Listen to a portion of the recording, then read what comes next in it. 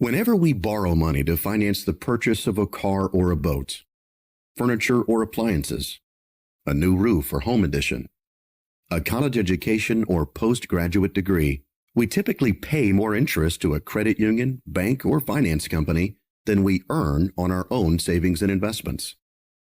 For example, we might pay interest rates of 6 to 13% on a car loan or credit card, while we earn as little as 1 or 2% on a savings account, and hope to average 7 or 8% on a 401k account. But now there's a way to become our own bankers and profit from our own borrowing, because now we can set up our own bank and pay interest to ourselves on our own terms and without any application or loan approval process.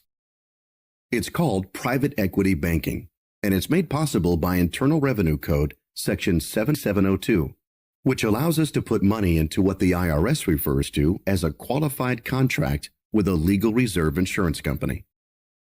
This provision of the tax code allows us to transfer money from our savings or investment accounts into one of these qualified contracts, continue earning interest or dividends without any taxation or investment risk, and then borrow up to 90% of this money using the contract equity as security or collateral.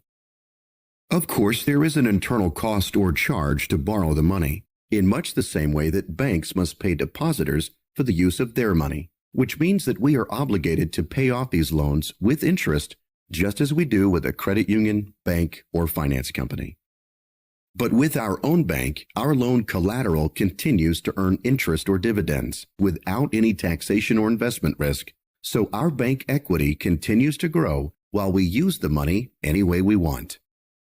What's more, there is no application or qualification required, no credit check or reporting to any credit agency, and no delay in getting the money. You simply submit a one-page form and get the money by check or direct deposit, usually within 48 hours. And like a revolving line of credit, there is no mandatory repayment schedule. So we determine the repayment amount, the months or years for repayment, and the interest rate we pay back into the contract. And any interest we pay over the minimum is a profit for us, which is added to our bank equity. This is the same way that banks and finance companies profit from lending money. However, before we can borrow any money, we must capitalize our private equity bank by transferring money into the contract that would otherwise go into our savings and investments. This might include a percentage of our monthly income, a yearly bonus from our employer, annual tax refunds from the government, or any inheritance from our relatives, as well as money we've already saved in other accounts. But once our bank is sufficiently capitalized, we can borrow against the contract equity at any time and as often as we want, without any credit check or loan approval process.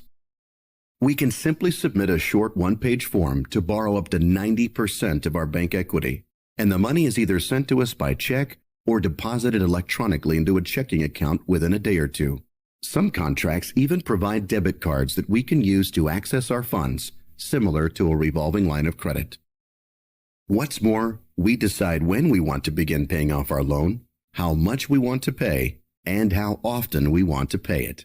However, we want to have all our loans paid off by the time we retire, so that we can then supplement our retirement income with tax-free money from our private equity bank.